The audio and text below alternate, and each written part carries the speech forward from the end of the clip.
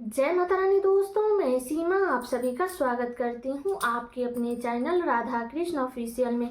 उम्मीद करती हूँ आप लोग बहुत ही अच्छे होंगे।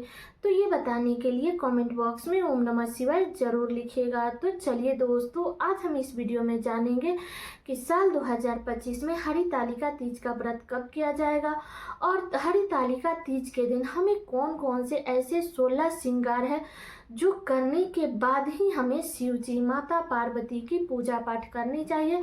तो आप लोग वीडियो को पूरा जरूर देख लीजिएगा और अच्छे से हर बातों को समझ लीजिएगा, ठीक है। तो चलिए वीडियो को शुरू करते हैं और जान लेते हैं सभी महत्वपूर्ण बातें। और दोस्तों, अगर आप लोग चैनल पे नए आए हैं तो चैनल को सब्सक्राइब और वीडियो को लाइक जरूर कर दीजिएगा। तो सबसे पहले तो आप सभी को हरितालिका तीज की ढेर सारी शुभकामनाएं। भगवान भोलेनाथ माता पार्वती की कृपा आप और आपके पूरे परिवार पे हमेशा बनी रहे। तो बता दो दोस्तों कि हरितालिका तीज का जो व्रत है वो भादो मास के शुक्ल पक्ष के तृतीया तिथि के दिन रखा जाता है, जो कि अब की बार साल 2025 में ये 26 अगस्त को रखा जाएगा। दिन है मंगलवार, ठीक है।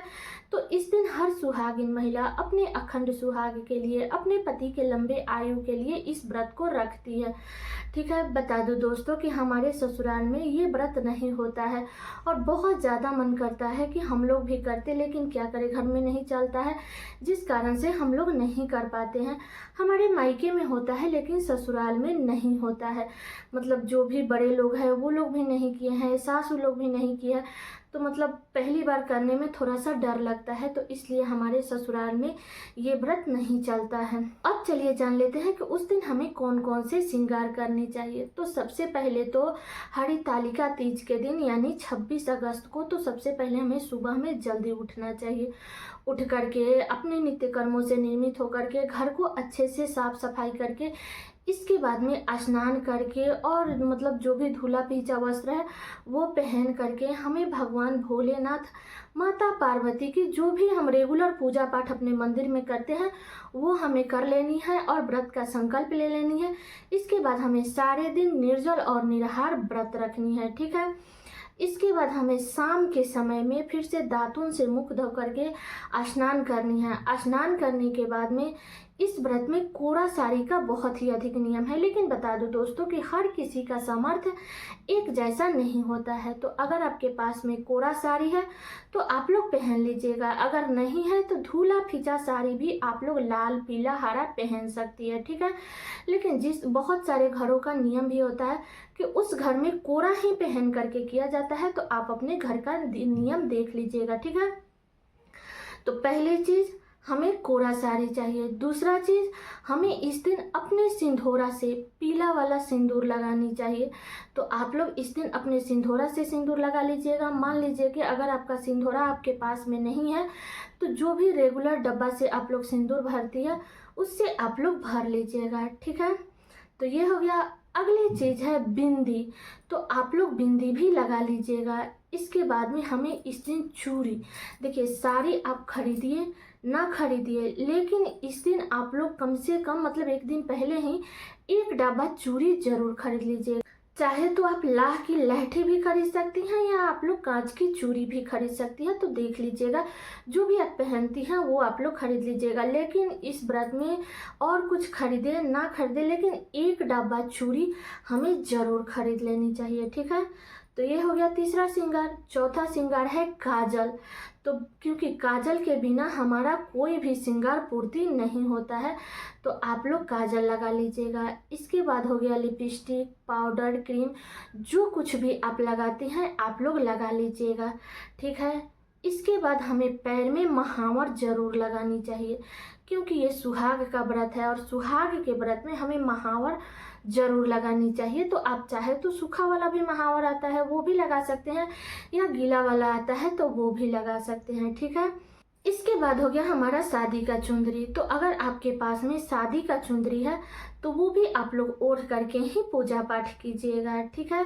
इसके बाद अगला जो श्रृंगार है वो है मांग का मांग टीका, जो कि सुहाग का बहुत ही बड़ा प्रतीक है। तो आप लोग मांग टीका पहन लीजिएगा, नथ पहने ना पहने लेकिन मांग टीका आप लोग जरूर पहन लीजिएगा। और जो भी साड़ी का मतलब कि मैचिंग है वो आप लोग नेकलेस वगैरह भी पहन सकती है, ठीक है। और सबसे इम्पोर्टेंट बात है कि सुहाग के व्रत में हमें गजला जरूर लगानी चाहिए। बता दूं दोस्तों कि हम लोग जहाँ पे रहते हैं अभी बेंगलोर में, यहाँ पे गजला का बहुत ही अधिक महत्व है। यहाँ की लेडीज सब मतलब कि ऐसे भी दिनों में सारे दिन वो लोग अपने बाल में गजला लगा करके रखती है, लेकिन हमारे यहाँ सिर्फ व्रत त्यौहार में ही लगाया जाता है। तो आप लोग चाहे तो फूल का भी गजला बना सकती है, चमेली के फूल का, या आप लोग रेडीमेड भी खरीद सकती हैं, ठीक है। तो आप लोग गजला लगा लीजिएगा। इसके बाद हमें मंगलसूत्र इस दिन जरूर पहननी चाहिए, तो आप लोग मंगलसूत्र पहन लीजिएगा। इसके बाद अगला श्रृंगार है अंगूठी, क्योंकि कोई भी व्रत त्यौहार करते हैं ना, आप लोग देखते होंगे कि पंडित जी जब कोई भी पूजा पाठ कराते हैं और उसके हाथ में अंगूठी नहीं रहता है तो वो आम के बना करके तब तो पहना देते हैं। तो इसलिए आप लोग अंगूठी जरूर पहन लीजिएगा, रिंग, ठीक है। तो ये हो गया। इसके बाद हमारा जो अगला श्रृंगार है वो है पायल और बिछुआ, तो आप लोग जरूर पहन लीजिएगा। बता दो कि आप चाहे तो एक जोड़ी बिछुआ, मतलब सुहाग का दिन है तो अगर आप चाहे तो दान भी कर सकती हैं, या आप अपने लिए खरीद करके माता पार्वती को चढ़ा करके उसको पहन भी सकती है। लेकिन इस दिन बिछुआ हमें ज़रूर पहननी चाहिए, क्योंकि बहुत सारी जॉब वाली औरतें होती है जो मतलब कि बिछुआ नहीं पहनती है, क्योंकि सूज वगैरह में गड़ता होगा, चुभता होगा, तो इसलिए वो लोग नहीं पहनती है। लेकिन व्रत त्यौहार में हमें ज़रूर पहन लेनी चाहिए, ठीक है। इसके बाद में हमें चाहिए परफ्यूम, क्योंकि मतलब जहाँ हम जाते हैं पूजा पाठ करने के लिए तो थोड़ा सा लगा करके जाते हैं तो खुद में ही अच्छा लगता है, तो परफ्यूम हो गया। इसके बाद हमें मेहंदी ज़रूर लगानी चाहिए, तो आप लोग एक दिन पहले ही मेहंदी लगा लीजिएगा, क्योंकि एक दिन पहले मेहंदी लगाने से उसका जो कलर है वो खुल करके आता है, तो व्रत के दिन तक हमारे हाथ का जो मेहंदी है वो अच्छे से कलर कर लेगा। तो इसलिए आप लोग मेहंदी ज़रूर लगा लीजिएगा, ठीक है। तो ये भी हो गया। और बता दो दोस्तों कि मतलब कि सारा श्रृंगार हमें कर लेनी है। इसके बाद में आप अपने बाल में एक दो काला चाँप जरूर लगा लीजिएगा, जिससे हम नज़र से बचे रहते हैं, क्योंकि बहुत सारे लोगों की नज़र भी लग जाती है। तो इसलिए आप अपने बाल में एक दो काला चाँप लगा लीजिएगा, गार्डर लगा लीजिएगा, जो कि बहुत ही अच्छा होता है। गार्डर काला मत लगाइएगा, लेकिन आप लोग एक दो चाँप जरूर लगा लीजिएगा, ठीक है। अगली श्रृंगार है कुमकुम, क्योंकि बिंदी के नीचे हम कुमकुम लगाते हैं, तो इसलिए आप लोग कुमकुम जो कि 10-15 रुपये का आता है तो आप लोग वो भी खरीद लीजिएगा, ठीक है। इतना श्रृंगार करने के बाद ही हमें भगवान भोलेनाथ, माता पार्वती की पूजा पाठ करनी। और बता दूं दोस्तों कि ये सारी सामग्री मतलब जो भी श्रृंगार की सामग्री है वो मैं आप लोगों को इसलिए वीडियो में नहीं दिखा पा रही हूँ, क्योंकि सिंदूरा जो है वो ऊपर रखा हुआ है, नीचे नहीं है, ठीक है। और साड़ी जो है वो बैग में रखा हुआ है, तो थोड़ा सा चढ़ना उतरना या भारी चीज़ उठाना थोड़ा सा डॉक्टर मना किया है, तो इसलिए मैं नहीं दिखा रही हूँ। और इसीलिए मैं बोल करके सारी बातें बता दे रही हूँ, तो आप लोग एक एक चीज़ नोट करके रख लीजिएगा, ताकि कोई भी चीज़ भूलिएगा मत। और जब भी मार्केट में जाइएगा तो ये सारी सामग्री आप लोग खरीद करके, पास में है तो उसी से कर लीजिए, नहीं है इसमें से कुछ श्रृंगार का सामान अगर नहीं है तो आप लोग पहले ही मार्केट से खरीद करके रख लीजिएगा, ठीक है।